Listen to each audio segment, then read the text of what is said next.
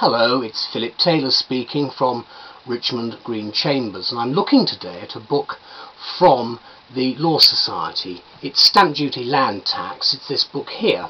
It's a practical guide by Reg Nock in the Legal Handbook series from the Law Society. As I say, 9th edition. You've got a little bit of blurb on the back. It's quite a heavy book, about 550 odd pages. I like the way it's set out with the actual paragraph numbering, which you can see at the side there.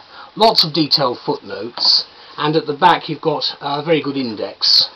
You've also got a relatively short number of appendices, and at the front you've got the main contents and of course a few cases.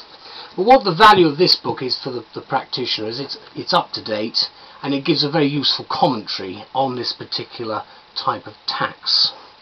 Now, my wife Elizabeth and I have written a review of this book, which is on the web, and it's also in the Law Society journals. We've given it the title, A Practical Authoritative Guide for Practitioners Through the Constantly Changing Landscape of Stamp Duty Land Tax, SDLT.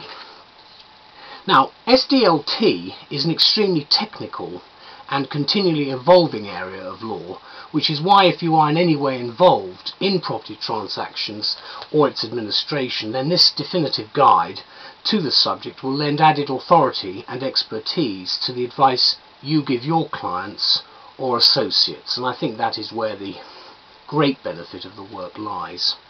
The latest 9th edition from Law Society Publishing of this, what is now highly regarded and popular work, updates and expands on previous editions, guiding us through the dense thickets of the technical law whilst examining the implications both for you and your practice. The author, Reg Nock, is a barrister and leading authority on stamp duty, and he not only guides you through the procedures, he very usefully warns of the often numerous pitfalls that may lurk, as well as opportunities that may be seized upon, which is certainly what would be of some help to us. Obviously there are strategies within the book to help clients minimise their exposure to tax and penalties. For example, these are very well featured throughout the book. The widest possible range of transactions involving land is also covered, including things like development, corporation transactions, trusts and the administration of estates.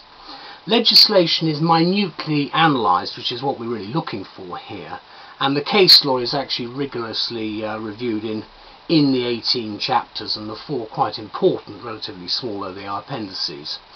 Areas covered in the chapters of detailed, scrupulously footnoted text include things like chargeable transactions, taxable events, exemptions and reliefs, and so on. The book, in our view, therefore, is a mine of information if you need to do further research.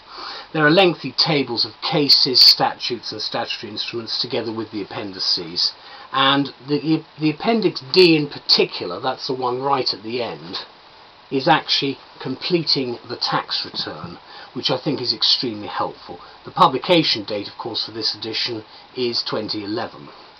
Can I conclude by saying that legal practitioners and other professional groups, from tax accountants to estate agents, indeed all those involved in any way with real property transactions, will find this book an indispensable aid to best practice in their respective fields through the consistently changing landscape which is SDLT today. So thank you very much to all concerned, and again it's another very important book from Law Society Publishing. Thank you. Bye bye.